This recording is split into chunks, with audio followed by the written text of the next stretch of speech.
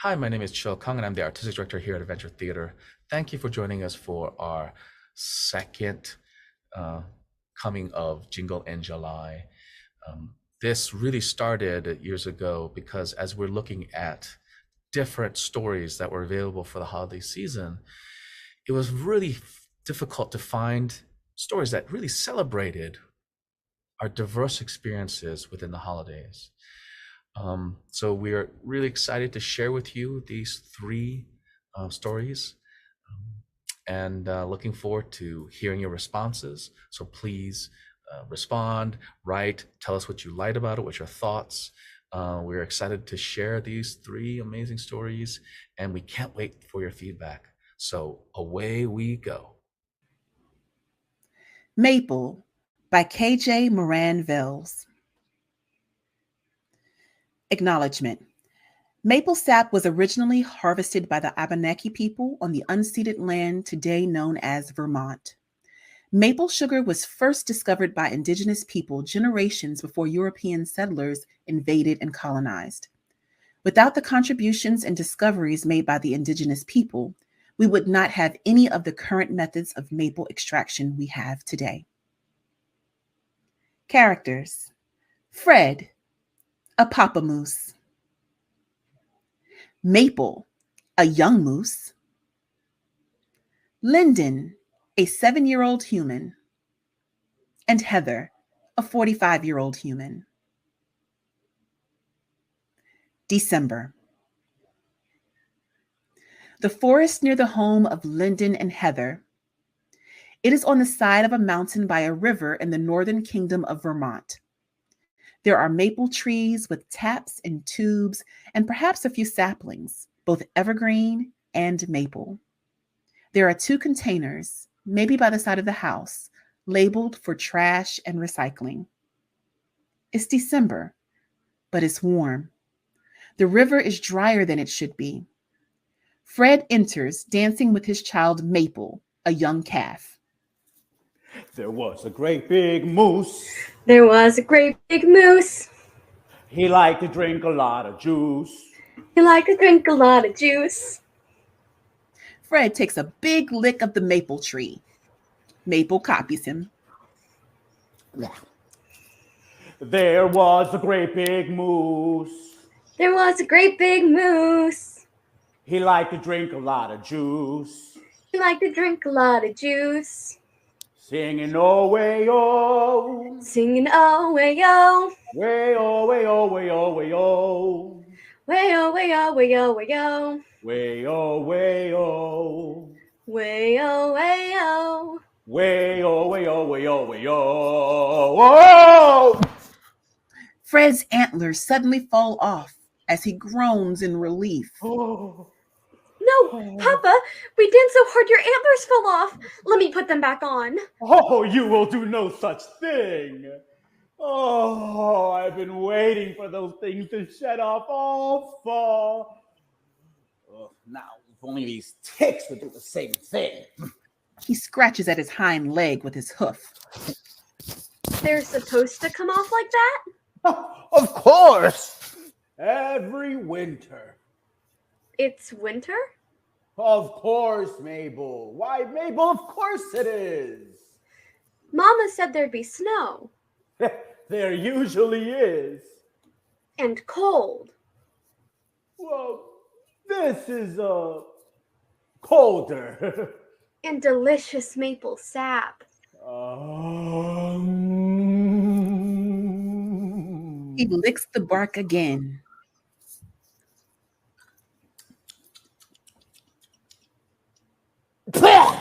Oh, that is not sap.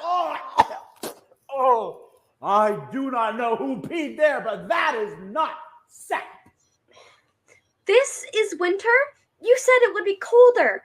It is so stinking hot. I swear I'm going to explode. Oh, well, what about dip in the river? He jumps in.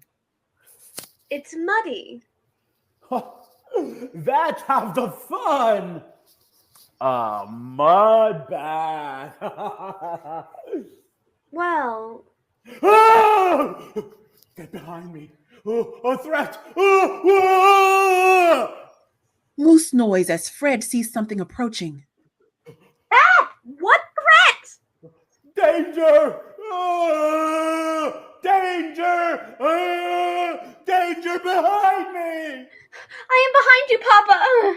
Stay there. Be still. Very, very still. They are super still, as if they are invisible. Lyndon, a young child, enters, dragging a small pail to the maple tree. Wow. It could be dangerous. I've never seen a human so small. It's a calf. They're unpredictable. I want to touch it. It's so cute. Can I lick it? Please, please. I want to lick it. No. You cannot lick the human calf. They have diseases. But it's so cute. I want to touch it. Lyndon walks to check the tap. There is no sap, but we check anyway. Maple makes a move as if to approach Lyndon. Oh, don't move an inch. Lyndon turns, dejected, takes off a flannel as it's far too warm, and ties it around the waist. Mom! Heather enters with an axe. She points at a small evergreen tree. This one? Oh, it has a weapon. I think it's for the tree. It's so small. Oh, can't we get a bigger tree? I think it's the perfect size. There's no sap. Of course not, hun. Winter's barely started. Hasn't even snowed yet. That's what I'm saying. It's a little late for first snow. That's what Mama said, too. Lyndon sees Fred's antlers on the ground. Whoa! Oh, what are these? Moose antlers. Why'd he take them off? They fall off around midwinter and they grow new ones in the spring. Whoa. Oh, can I take them home? What's our rule? Take nothing from nature but pictures. Exactly. Now, come help me with this tree. But we're taking the tree. That's different. We need it for Christmas. Oh, but shouldn't it grow more before we cut it? It looks so young. It does. Well, maybe we can get an older tree. Or maybe we can leave it in the ground and decorate the tree out here. Have our Christmas tree outside? I don't see why not. That way all the animals can enjoy it too. The squirrels and the moose. As Heather and Lyndon talk, We do not need a Christmas tree. What's Christmas?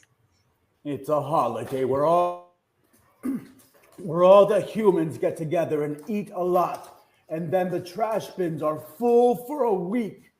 It's actually quite delicious. Sounds magical. And we'll decorate it with pine cones and leaves and other things we find outside. Oh, can we put some food on it for the squirrels? Yes, nuts and berries and... Lyndon grabs Heather's hand and starts to exit. And maybe we could draw our own Christmas tree inside. Or put the ornaments on the wall. Or on the bookcase. Or... Yeah, and stay out! They left their weapon. It's called an axe. They use it to cut down all the trees Why? for the things that they need, like their Christmas trees or paper or shelter, that sort of thing. Ah, incoming! Lyndon re-enters with some pine cones and birdseed and puts it on the small evergreen before taking a picture. Lyndon exits. close call. Can I eat it? Just a bit. We want to share with all the squirrels. Lights shift. Time passes. A quick look into the life of the forest. Christmas comes and goes. The trash gets full of Christmas things, which the animals might sneak bites of. It gets a little cooler, a little darker. Then a light snow falls, then melts, then falls again. Maybe Linden sleds, or Maple plays in the snow. Maybe it won't be so bad after all. The saplings grow a little. There is a drip, drop, drip at the maple tree. Another light snow. It sticks this time. January. Fred and Maple enter singing and dancing. The moose's name was Fred. The moose's name was Fred.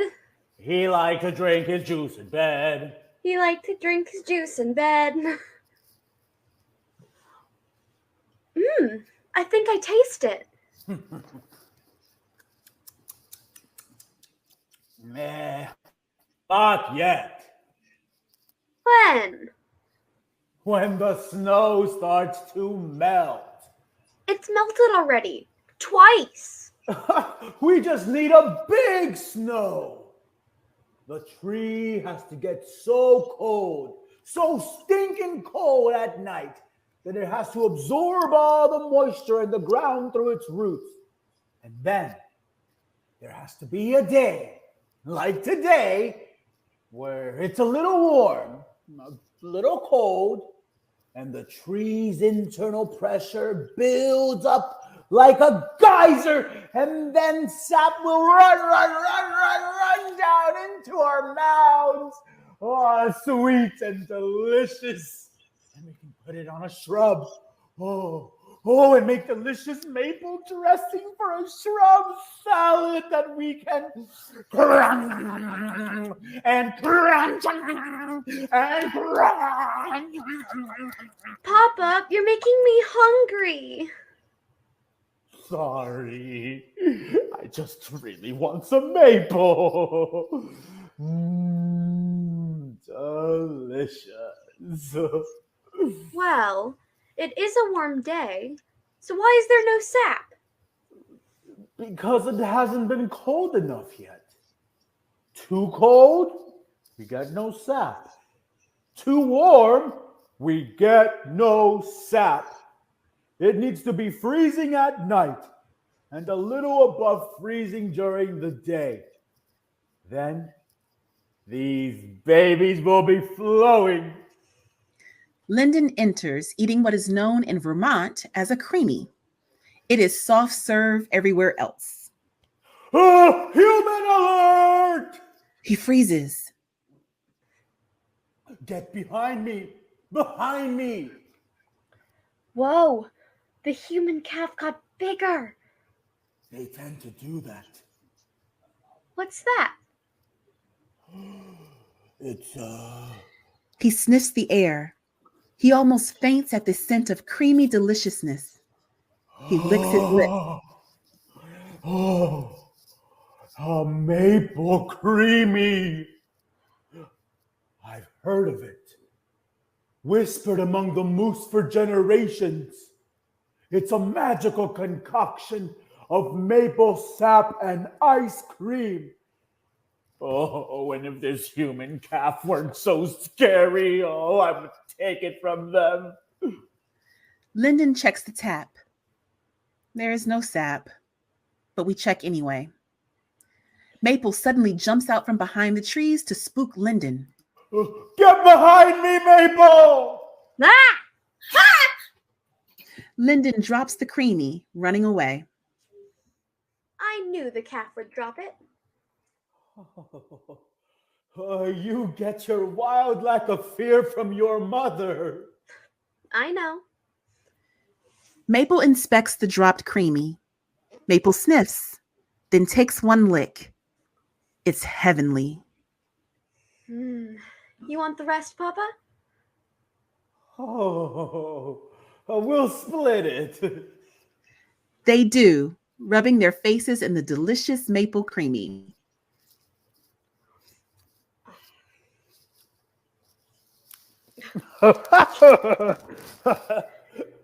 Now he's a sticky moose. Now he's a sticky moose. Way-oh, way-oh. Way-oh, way-oh. They exit, singing and dancing. Lights change with the weather. It's still not cold enough, but it's getting there. February. Lyndon and Heather enter with empty pails. Maple is hidden somewhere, listening to their conversation. Now, if the weather is correct, Which it never is. which it never is, we should be frozen every night this week and next. And then, when it warms the next week, finally the sap will run. And we'll have to be on these pails like butter on toast. I'll check it every day. You don't need to. But I want to. You have school. There'll be snow days. If the weather is correct. Which it rarely is. Do you think we'll get sap this year? Maybe. Maybe a little more than last. But not like when you were a kid. Not like that, no. I'd do anything for a snow day. Put an ice cube in the toilet and flush. Huh? When I was little, that's what your grandma told me to do when I wanted a snow day. Then put a spoon under your pillow and then put your pajamas inside out and backwards. And that will make it snow? Maybe. We have to cool off this earth somehow. So, to get it to snow, we have to make it cooler outside. It has to be 32 degrees at most. That's when rain stops being rain and starts being snow. And we need snow. For a snow day. Yes, but for other things too. Snow is how we get a lot of fresh water. And snow also reflects sunlight back into space, helping cool the planet. And the planet's been much warmer today than it was when I was your age. So, we need snow. We need snow. I have an idea. Lyndon runs inside and comes back out with some pajamas. Lyndon hands them to Heather. Our pajamas? Like what you used to get snow days with Grandma. Oh, yes. All right. So, put these on, and we have to run around the house backwards. Backwards? Hurry, hurry. They put on the pajamas, inside out and backwards, and start running. You gotta run backwards, but watch your step. Lyndon and Heather dissolve into a fit of giggles as they run. Maple looks on, still from the side. Heather spots Maple. Oh, stay still, Lyndon. Stay very, very still. I see something. Through the trees, do you? I don't see anything. Look right there. A moose. Uh-huh, a baby moose. But it's so big. Practically peanut size compared to an adult moose. We can't get too loud or we might scare it. I'll be quiet. They are, just sharing the same air as the moose. Finally, Maple runs away. That was so cool. I haven't seen a calf without its parents in some time. I hope Mom or Papa is okay. Say, you want some ice cream? Yes, please. I'll be right back. She exits. Lyndon looks for the moose among the trees. Moose. Moose. Moosies. Maple hesitantly hides behind a tree. Maple understands Lyndon, but Lyndon does not understand Maple. I see you. Do you see me? I do. I won't hurt you. Thank you. What an odd thing to say. You lost baby moose? Where's your mama? I am not a baby moose. I am 10 months old. Lyndon, why is the freezer open? To cool the earth so we can have a snow day. Heather enters with a tub of melted ice cream. That's not exactly how it works. Opening the freezer will actually make it hotter. But it's cold.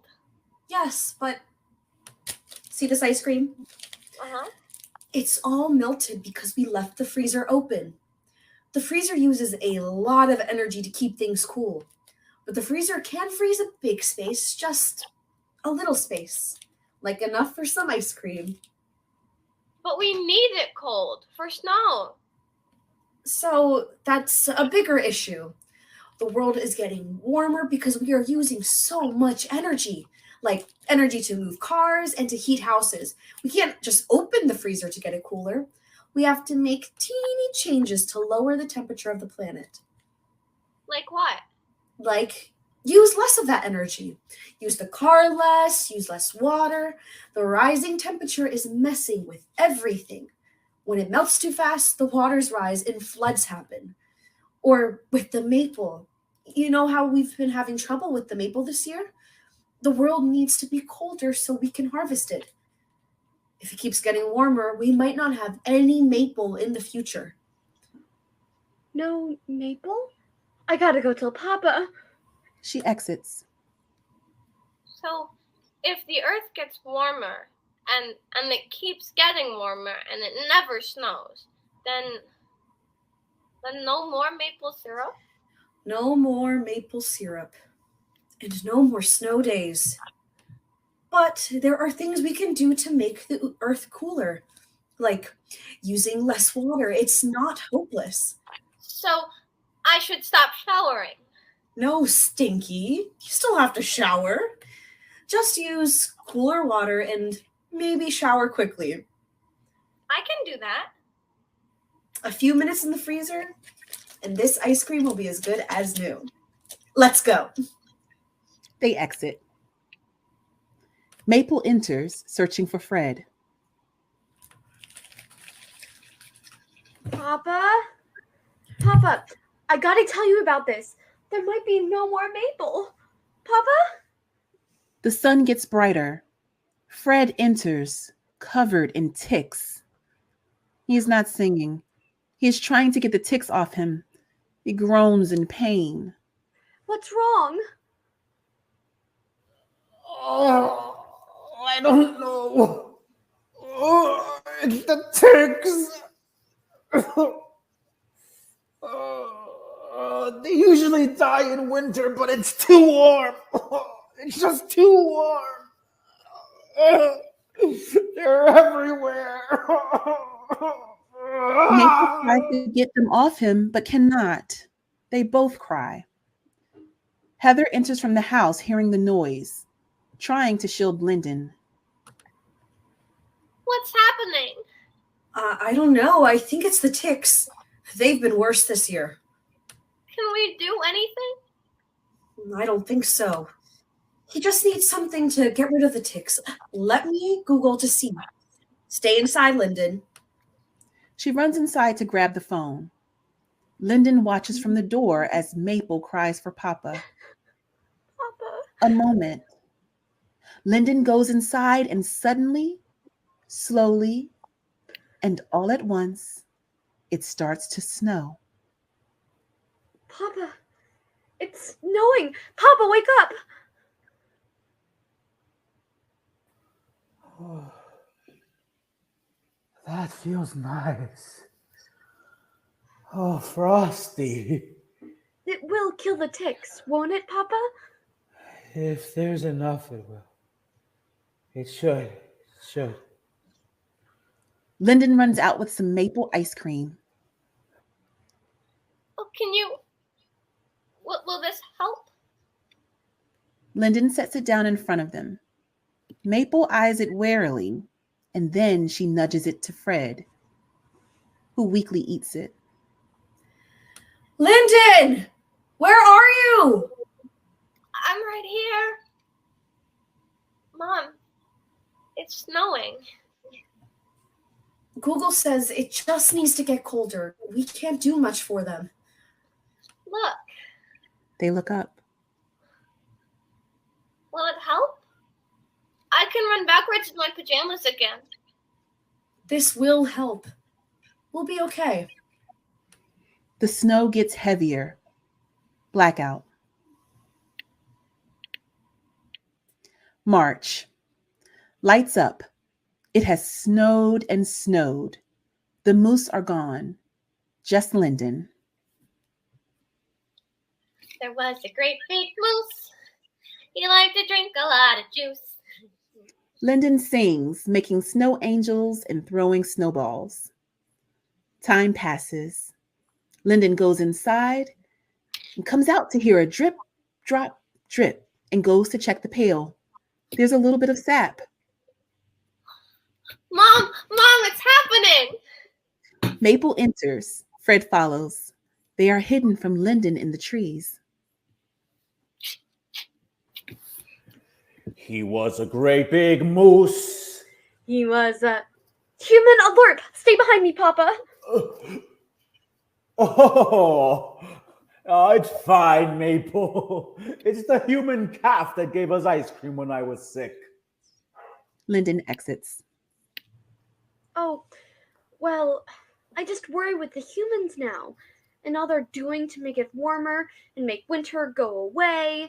And Oh my gooseness, my mooseness. Do you see what the calf was doing? what? See that big pail full of sap? It's maple time! It's happening! He licks the tree. Not as good as last year, but it will taste even sweeter from the pail. Mom, the sap is running. Fred sneaks up to the pail. Maple follows. Go ahead. Have a lick. Papa, it's even sweeter than the bark on the tree. Way-o, way-o. Way-o, way-o, way-o, way-o. End of play. Fred, played by Patrona Shimmy Tapapechul. Maple, played by Brooke Frampton. Lyndon, played by India Eddy. Heather, played by Natalia Cavassier. Written by KJ Moran Velz. Directed by Isis Clay. Stage managed by Itana Garrison with dramaturgical support from Laura Miller. Precious Time, a short play by Elizabeth Ung. The future, an apocalyptical wasteland. What a surprise. Climate change has made the temperatures hot, dry, and windy. Inside a small shack, Q, a non-binary 13-year-old kid, does some finishing touches on their time invention. Amara, Q's 15-year-old sibling, lurks in the background, watching Q. Q talks into a recorder.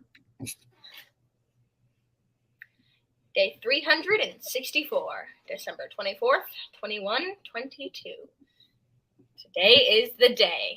Operation Ultimate Christmas Gift. Everything is in order. Self-cooling systems, check. Time zone indicators, check. Swag, check.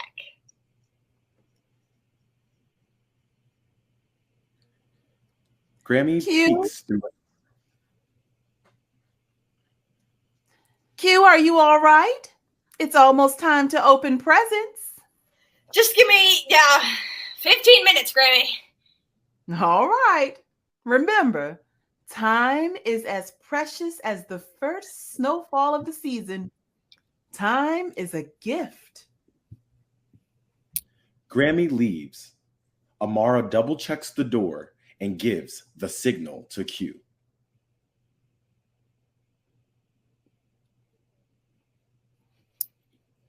Q turns on the machine. The time frozone machine is ready to prove that snow existed and is not just a pre-climate change myth. The machine will make contact 100 years in the past and establish a network connection across space and time. Our goal is to collect a sample of this snow and bring it back to the future.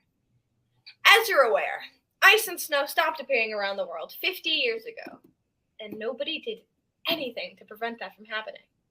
And don't worry for those listening and thinking, oh, this kid's gonna mess up the timeline, butterfly effects, paradoxes, blah, blah, blah. I have literally read everything on time travel, what to do, what not to do, etc.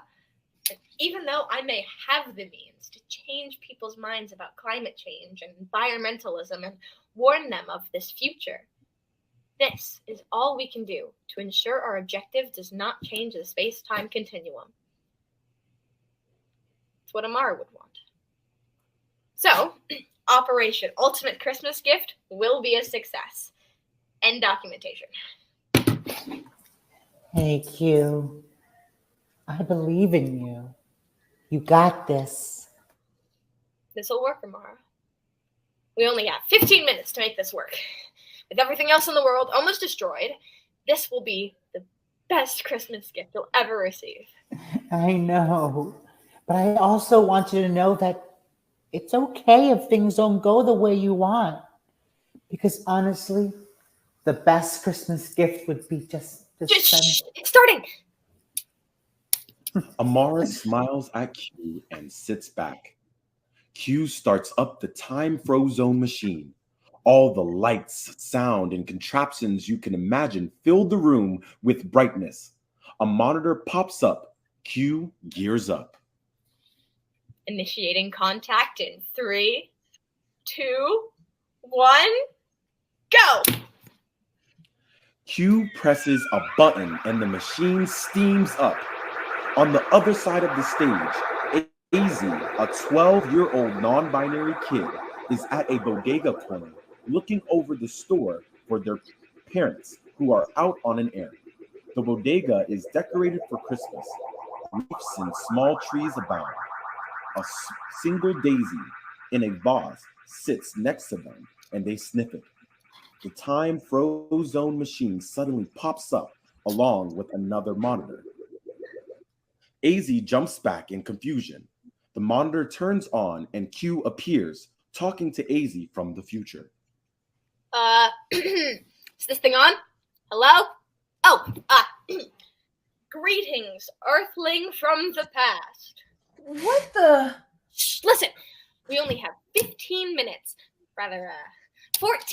and 18 seconds to complete this task. I must ask you, is it wintertime there? Who are you? That is irrelevant. Are you an alien? Am I being abducted? Oh my gosh. No, I am a human being, like you. Oh no, you just popped out of nowhere. Q, you might want to explain quickly and clearly. Okay. To put it simply, I am from the future, and you have to do what I say, or else things will change in the future, and we'll all have, like, hot dogs for fingers or something. Now that's scary. Answer my question. Is it currently wintertime over there? Technically it is. It's December 24th, Christmas Eve. Ask them what year. I know what to ask, Amara. What year is it currently? 2022. Oh, perfect! It worked, Q! Yes, now we can get that Christmas gift. Now, what's your name? I'm not supposed to give my name out to strangers. Well, just make something up, a code name. We gotta call you something. How about... Oh, this has got to be a good one. What? Time is ticking. Oh, hold on. Let me think. Oh. AZ. AZ. AZ? Yes, like Daisy, but without the D. Why without the D? I don't know. I always thought the letter D looked ugly. So call me AZ. And you thought people of the past were going to think that we're the weird ones? Great. Okay. Easy. I need you to do a simple test for me before your real task. What's that? I'm going to need you to put something inside the time frozone's compartment. Anything at all. Maybe food, since that is pretty scarce in our timeline. Oh, I got the perfect thing for you then. AZ finds a few selection of chocolate bars and holds it up to the monitor. Which one do you fancy? Huh? I've also got a few other options, some holiday themed ones and a Pokemon themed one and an adventure themed one. Just pick the one that you think is best. AZ inserts a chocolate bar into the time frozone's compartment. Q presses a few buttons. The machine whirs again, and the chocolate bar teleports to the future on Q's side. Q retrieves the chocolate bar in perfect condition, as if it hasn't aged a day. Q opens it up, Amara watching in awe of the mysterious food item that probably doesn't exist in the future. Did it work? Q sniffs the chocolate and tastes it. They are enamored by the taste of it. Q ends up munching down on almost the whole thing. Wow. What does it taste like? Like the best thing since candied rat on a stick. Oh, wait, save some for me. Weird. It's like you never tasted chocolate before. Well, you're not wrong, but I mean, this is amazing. How is it so sweet and rich? And... okay, I'm focused, Amara. Who are you talking to? Now, Earthling, our test run was a complete success. Oh, that's great news, I guess. Right. Now is the time for our real test. AZ, I'm going to need you to fetch exactly 1 cup of snow. Snow? Yes, and make sure it's all round like in the photographs. Okay. You seem hesitant. Well, the thing is, how do you put it? There's no snow. Uh-oh. It is December, isn't it? And you're in the northern hemisphere, so there must be some snow left. Not this year. And the year before that. It's just too warm for snow around here. What? That's impossible. AZ, that's impossible. Did you look outside? Yeah, I'm staring outside my window right now. No snow, just sunlight and clouds. That's not right. Climate change isn't supposed to happen for another 50 years. Climate change? Hey, Q, it's okay. We can just get another... Yes, climate change is real in the future. Oh, so all those scientists were right. Huh. Didn't you believe them? I mean, I kind of believe it. My parents don't. But I don't know. It's so far in the future, and there's only so much we can do. There's lots of things you can do. Oh boy, here we go. Have you tried using less plastic? Yes, sometimes. We use Tupperware, and I try not to use different water bottles for different... Calling your local representatives to use green energy. Huh? Well, I don't even know who that is. And I'm only 12 years old. Q, they have a point. And what about protesting corporations who keep polluting the air with their factories? Yeah, okay, I get it. And you wonder why you don't have snow this year. There's been snow. I mean, it's been just flurries and it doesn't stick. I mean, it's always been like less than half an inch. At least I remember one time when it was as tall as I was. I was like 5 years old. One time, huh? Wouldn't you like it to happen every time? Q, focus. We only have a few minutes left in contact before the fuel runs out. Well, I'm sorry. We don't have snow. But I may have something that could substitute. Hold on. Q, listen, maybe it's not worth it for your ultimate Christmas gift to me. I know it's been a tradition since we were kids, but I'm fine with just... No!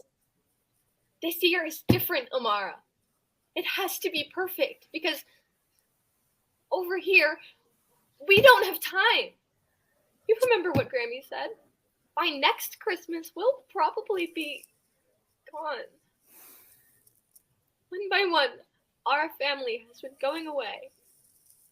That's why this year, Christmas matters the most to me. We can't just stop. We have to keep it up until everything stops. And you can't exactly get a gift for me. I know. It must be so sad for you to not receive anything from me. But Q, really, this is enough.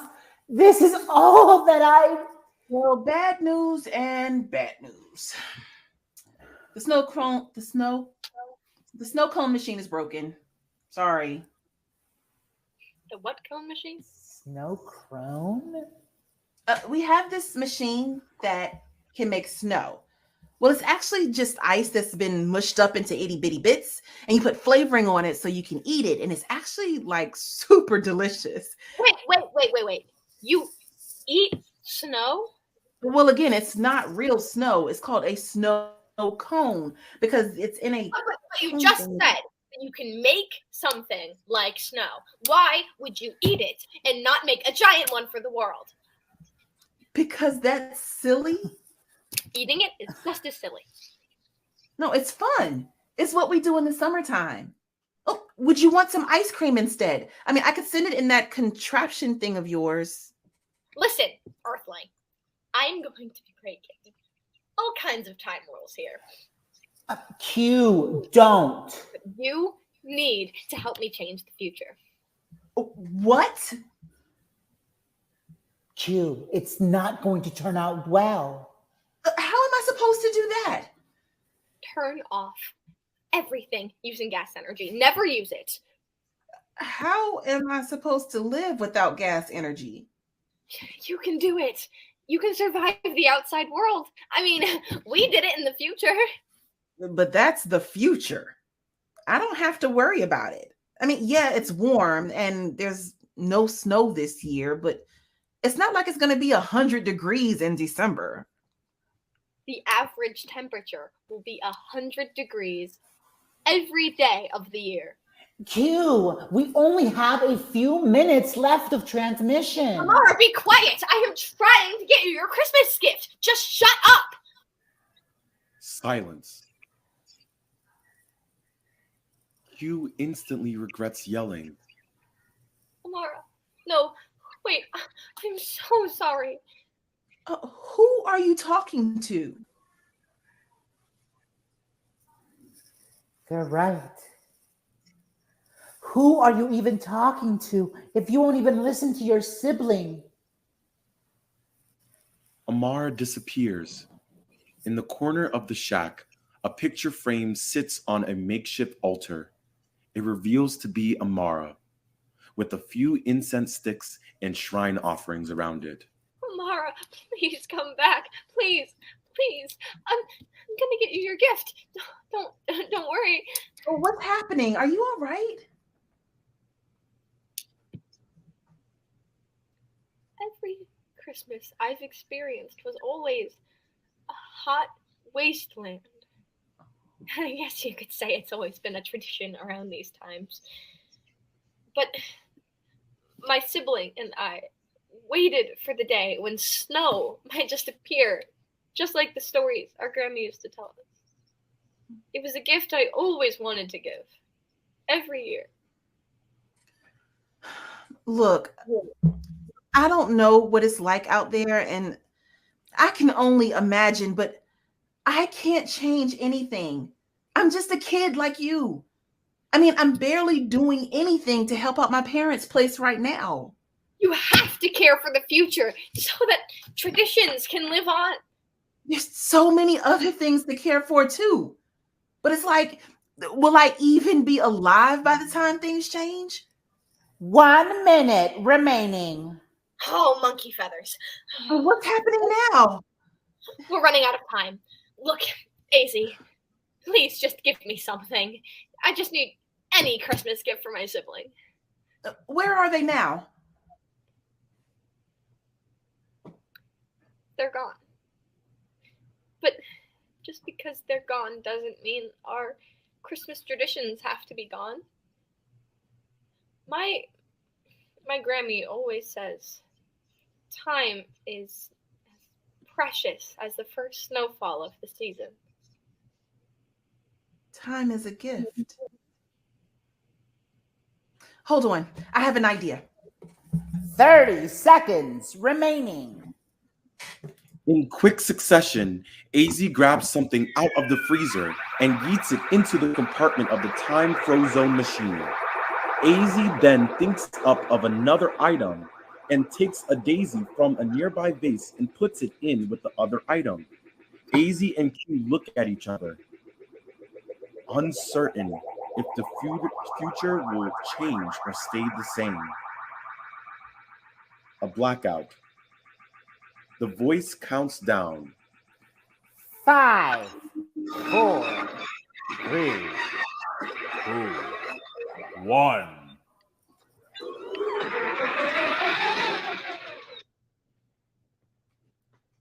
Lights up.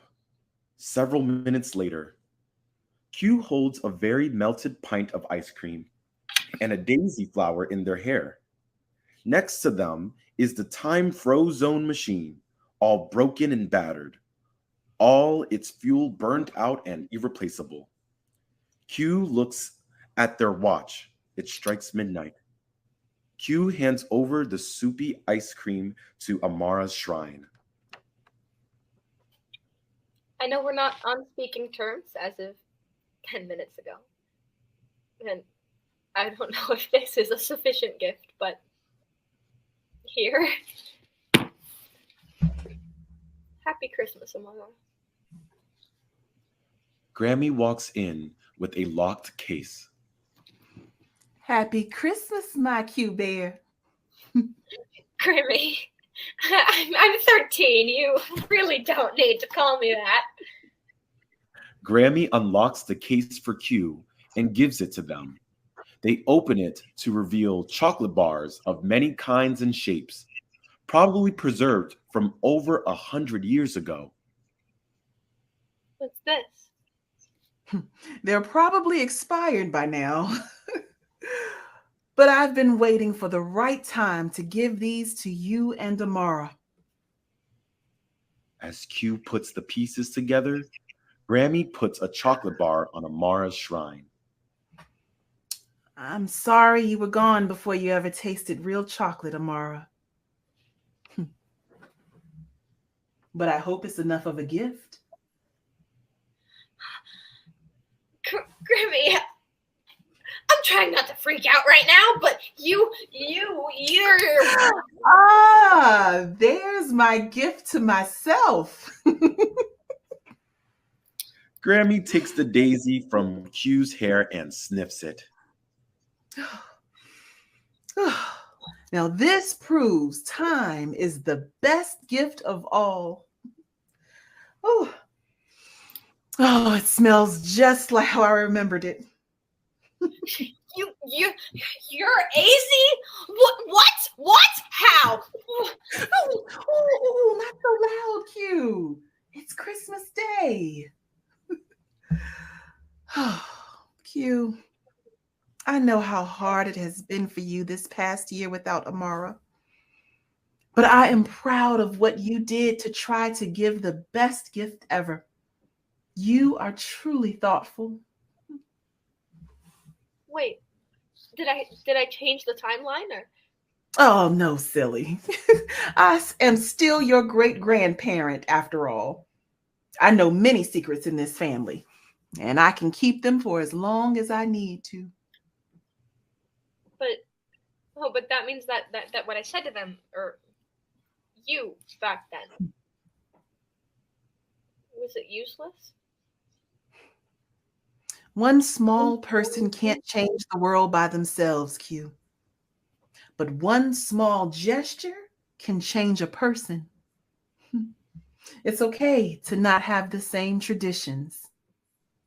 I do miss snow. Oh, but change is inevitable, good and bad. It's what we do with what's precious to move through our most challenging times. What you said to me that day, I've kept in my heart for many, many years. And even as things changed and I had to let go of some things to survive, I never let go of that. Crazy. I guess I did change something. And you, AC is alive. Time is so precious. Let's use our time to celebrate then. Grammy and Q take out one chocolate bar each. They open the wrapping and take a bite.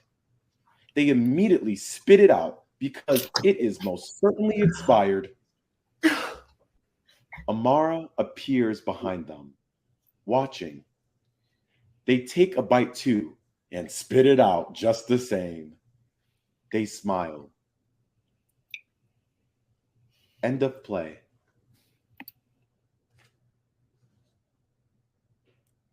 India as Q.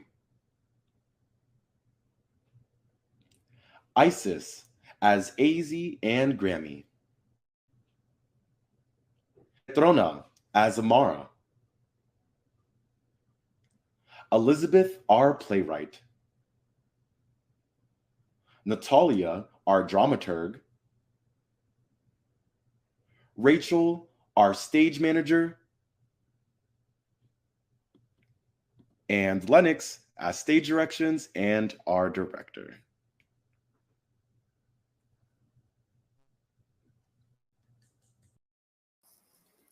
Human and Machine Connection, a short children's play by Sujin Lee. Scene 1. It's snowing. Child 11 sits at the kitchen table drawing. She looks like a mad scientist having a blast. The tea kettle whistles. Granny, in her 80s, enters and prepares tea. She sings Can't Help Falling in Love while she preps tea. Child harmonizes on the last line of the song. Wise men say only fools rush in, but I can't help falling in love with you. My, you have a beautiful voice, just like Daddy's, just like my son. He got it from me. When is he coming home? I don't know, Pumpkin. If I'm a pumpkin, is Daddy Salt? Does he even want to come home? I don't know, Peaches. Do you think he has money to call us or write us? It's Christmas in 2 days. Not that we're big into celebrating. Honey, I don't know. Don't let your tea go cold. Like the rest of this town? You speak sharply, just like Mommy. Mm-hmm. At least she's not writing us because she's dead. Do you think Daddy cares about us? Of course, Sugar Plum. Stop worrying and have a sip. I like my tea cold, just like Daddy's heart. You want an ice cube? Not today. What are you working on? A really difficult opera. Opera? My, you're fancy. What is this opera about? Winter, silence, growing up alone. Who would want to watch such a sad opera? You told me life can be sad. You are an unusual one. You said you liked me that way. Unconventional. I wouldn't want you any other way, sugar. May I have some cookies? Oh, I knew I was forgetting something. I'll get it, Granny. Child fetches cookies. We hear something being dropped off at the front door. Oh, sounds like a package. Yes! Did you order something for me? I didn't. Did you order something for me? I don't have any money, silly. Must be a gift. It is 2 days before Christmas. Go get it. Child opens the door and drags a box in. My name's on it. It's for me. Where's it from? This is my first package ever, and it's so big! Who's it from? There's no return address. Should I open it? It's your decision. Child tears open the package. I never get presents. I wonder what it is. Just be gentle. When child removes the lid, we see a robot. What's that? I think it's a toy. What does it do? I don't know. Maybe we should turn it on. But there's no button or anything. No instructions in the box? No. Put it away. Eat a couple cookies while they're warm. What could this be for? Hours later, grandfather's clock strikes at midnight. Moonlight from outside pours into the room. Child is staring at the robot, still not knowing how to turn it on. Next to the robot, there's a pile of newspapers and twine. Well, if I can't use you, I might as well wrap you up, as we don't have many presents under the tree. There are no presents under the tree. While the radio plays holiday songs, child wraps the robot up. Granny waddles into the room.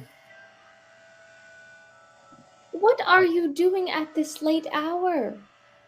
I couldn't go to bed, Granny, so I wrapped this thing up. What do you think? Please go to bed. I'm just too excited.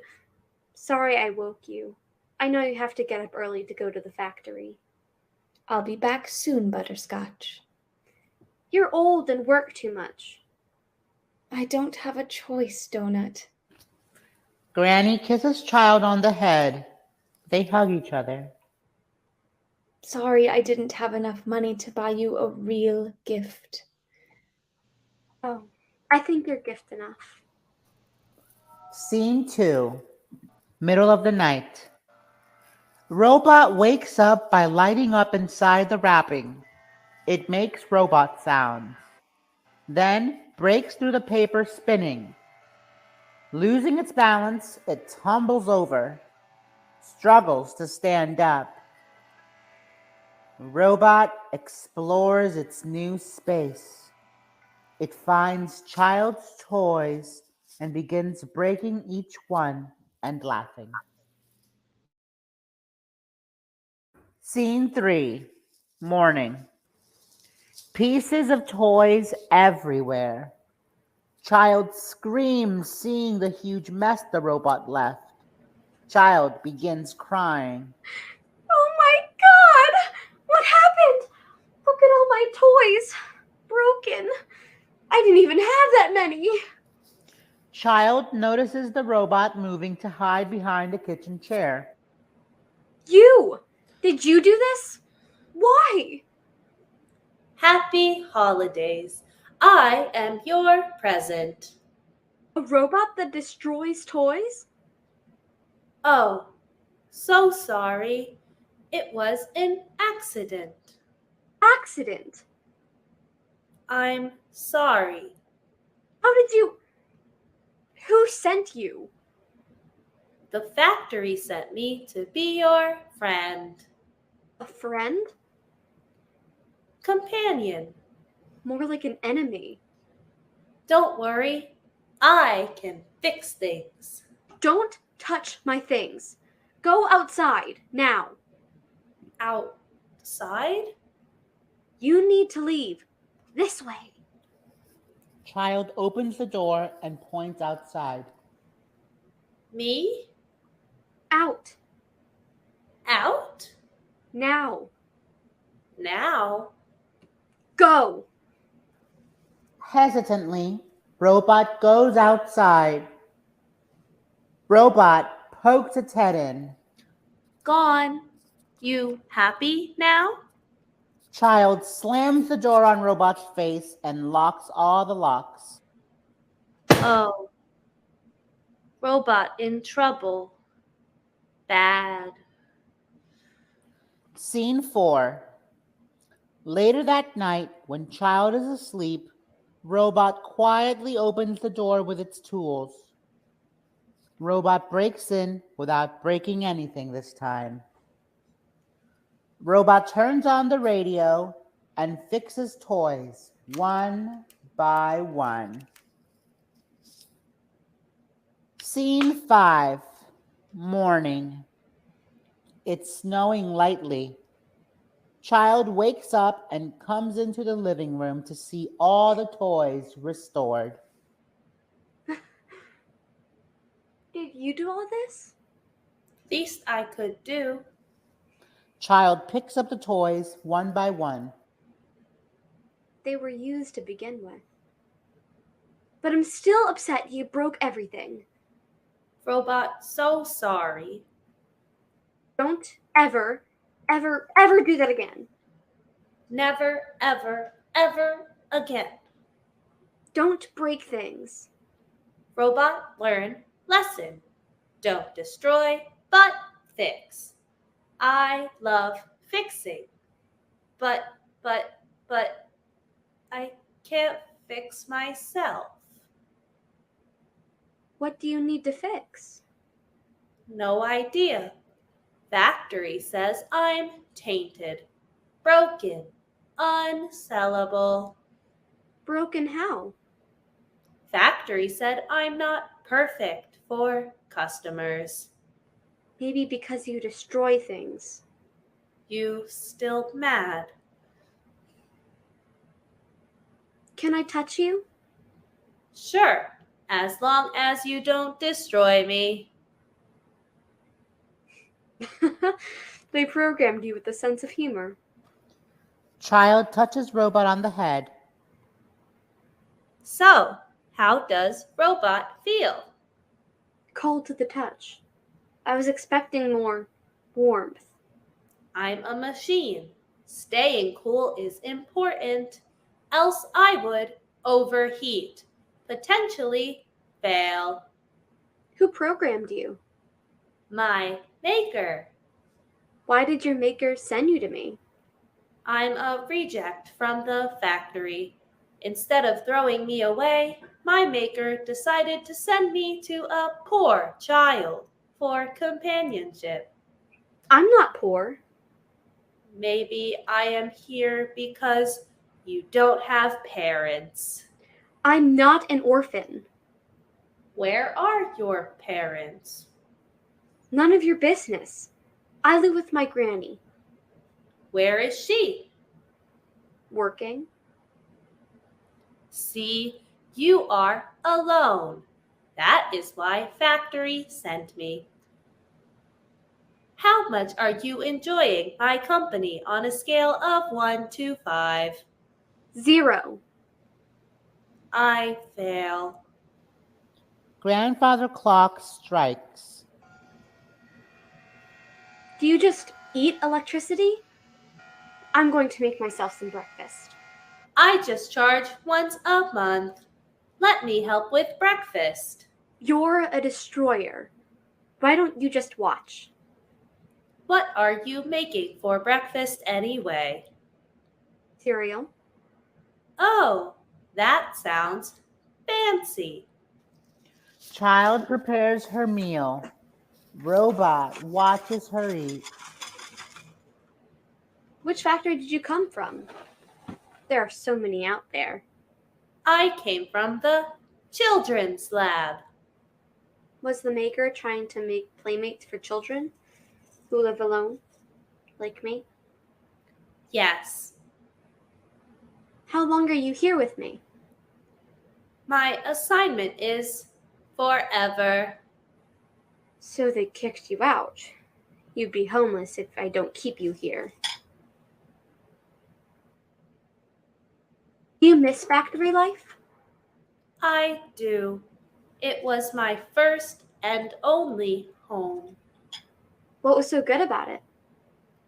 We did lots of tests, which was fun. But I think I answered things incorrectly. So instead of being thrown away like many others, they sent me here. Do all the robots look like you? I don't know what I look like. What do I look like to you? Don't move, okay? I have an idea. What is idea? Child crawls up counter and opens a cabinet. Digs around. Brings a basket down. Hold on, I'm getting my paints. Oh, we are painting? I am painting your portrait, Really? so you can see what you look like through an artist's eyes. Artist. Wow! You are a talented child if you're already an artist. Wow! I like to make art for fun. Excited, robot makes noises and poses funny poses. What are you doing, silly? Trying to be cool. Stop trying. Just be yourself. Yes, like that. That's cooler. Child turns on radio and gives robot a sketchbook of her paintings. You don't have to sit completely still. You can look at my other work. Robot flips through the sketchbook. Oh, who is this? That's my mom.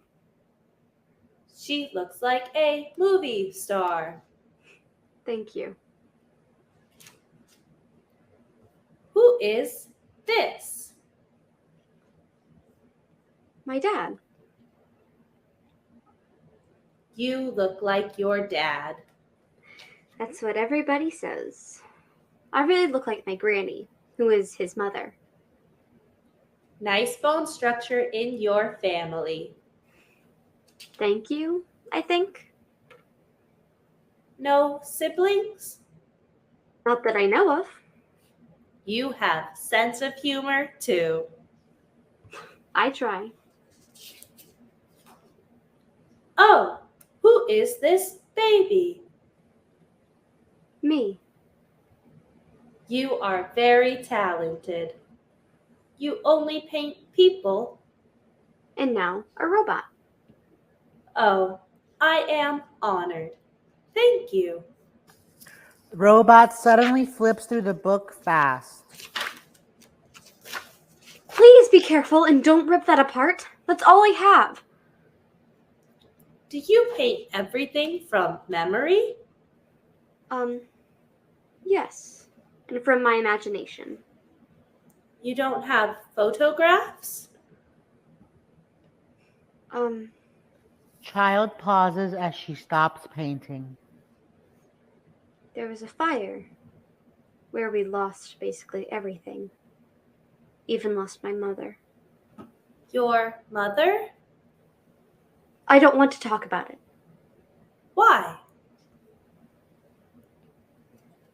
Because it hurts. How did fire start? I don't know. Oh, Mysterious death in your family history. Creepy. That's not nice. How did everyone survive but your mom? I don't know. What does it feel like to be a reject robot? Okay, I don't know any other way. Maybe this is one big holiday joke. Send a reject robot to a reject child. You don't like me. I don't like me. Child takes sketchbook from robot and throws it into the blazing fireplace. No, why did you do this? You are talented. There's nobody to appreciate them. I appreciate them. You're a robot. You don't understand appreciation. I saved your paintings in my memory. I will print them out for you. Don't. I want you to go back to where you came from. Now? Today? Robot heads to the door. Wait. What? It's snowing outside. You'll freeze. I'm a machine. I'm already cold. Please don't go yet. You want me to stay? If you go, I'll spend Christmas alone. Again. I have idea. Want me to make you a cup of tea? I don't care. Watch this. I have a surprise. Ronnie, make a cup of tea.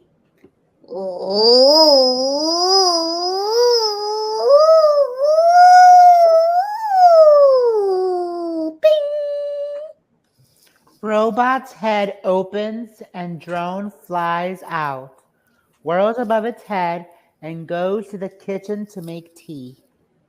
What is that? My buddy. Who lives in your head? Yes, he's my assistant.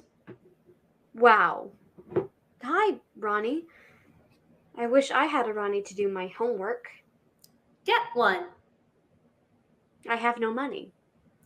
Maybe if you wish for one, you'll get one for Christmas. But then you'll cheat yourself of a real education. You sound like an adult now. I wish I could work and make money. Give it to you so you can get a Ronnie. For now, I'll help you with your homework. Drone brings over tea, spills some. Child and robot laugh.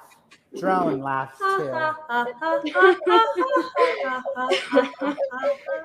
Happy Christmas Eve. Yes, happy Eve. Scene 6. Morning. Robot wrapped itself and put itself by the tree.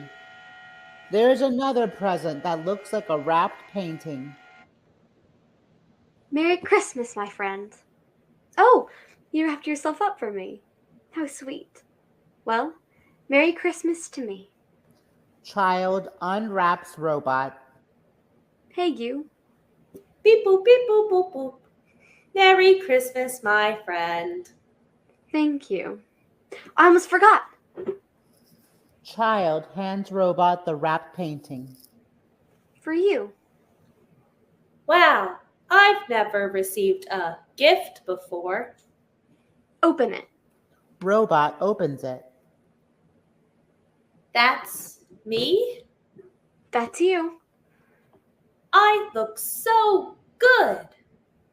Because you do look good. Thank you so much. I've never been created like this before. It's as if robot is feeling emotions from its memory. What is it? I miss my factory friends. Are they still here? There? I don't know. Let's find out. Find your friends? Yes, let's visit my friends at the factory. You think it's open? Trust me, It never closes. I never said goodbye to my friends. I hope they were not all sold for Christmas. Are we allowed in? I know how to break in. Put your boots on and coat. Factory. Look, the front door is open. That's strange. Follow me, my friend. Child follows robot down a long, dark hallway. They try to open doors. Almost all the doors are locked until the last one. Robot and child open the door and see a heaping pile of forgotten robot parts. Is this a mass grave? Ah, Are you okay? no, my friends were taken apart. Come on, let's get out of here. Scene 7. In complete silence, child and robot walk home in the snow. Drone leads the way. Hey, I don't want to talk about it. I would be mad and sad if I saw a graveyard of people I knew. We're machines, but we still have a right to do what we're built to do, even if we have flaws.